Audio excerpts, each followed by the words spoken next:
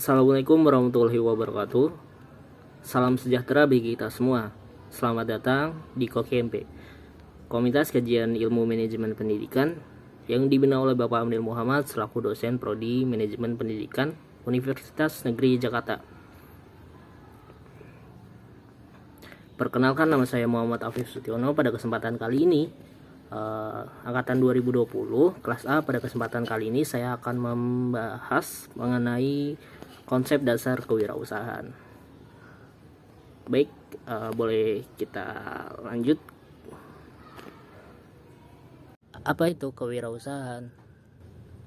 Sejatinya kewirausahaan itu merupakan sikap mental dan sifat jiwa yang selalu aktif dalam usaha untuk memajukan karya baktinya dalam rangka upaya meningkatkan pendapatan di dalam kegiatan usahanya. Selain itu, kewirausahaan adalah kemampuan kreatif dan inovatif yang dijadikan dasar kuat dan sumber daya untuk mencari peluang menuju sukses. Di sini ada dua kunci. Yang pertama, kreatif dan inovatif yang akan menuju kesuksesan.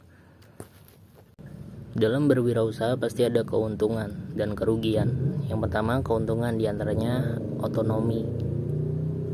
Pengelolaan yang bebas dan tidak terikat membuat wirausaha memposisikan seseorang menjadi bos yang memiliki kehendak terhadap kontrol bisnisnya. Hal ini juga didukung dengan pendapat Robert T. Kiyosaki yang menyatakan bahwa pada dasarnya perspektif menjadi seorang wirausaha adalah pilihan karena cari sebuah kebebasan.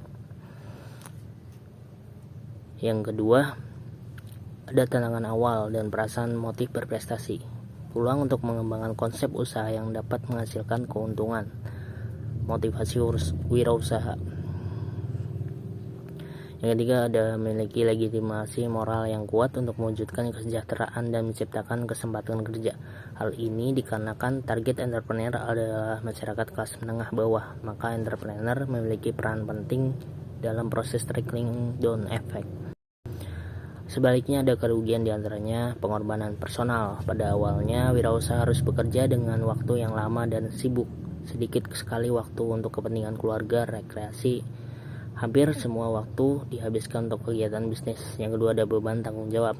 Wirausaha harus mengelola semua fungsi bisnis, baik pemasaran, keuangan, personil, maupun pengadaan pelatihan. Yang tiga, ada kecilnya margin keuntungan dan kemungkinan gagal karena wirausaha menggunakan keuntungan yang kecil dan keuntungan dan keuangan milik sendiri, maka margin laba atau keuntungan yang diperoleh akan relatif kecil dan kemungkinan gagal juga. Ciri-ciri motif berprestasi tinggi. Yang pertama, mengatasi sendiri kesulitan yang terjadi pada dirinya. Seorang wirausahawan pasti sangatlah terlatih untuk menghadapi kesulitan yang ada.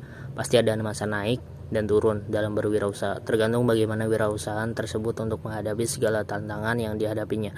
Yang kedua, selalu memerlukan umpan balik yang segera. Umpan balik sangatlah penting bagi seorang wirausahaan untuk terus berkembang dalam mengembangkan bisnisnya. Tanpa adanya feedback atau umpan balik, mereka tidak akan mengetahui kelemahan atau apa yang kurang dari bisnis mereka. Yang ketiga, ada memiliki tanggung jawab personal yang tinggi. Seorang wirausahaan haruslah mempunyai tanggung jawab yang tinggi, khususnya dalam memegang sebuah bisnis.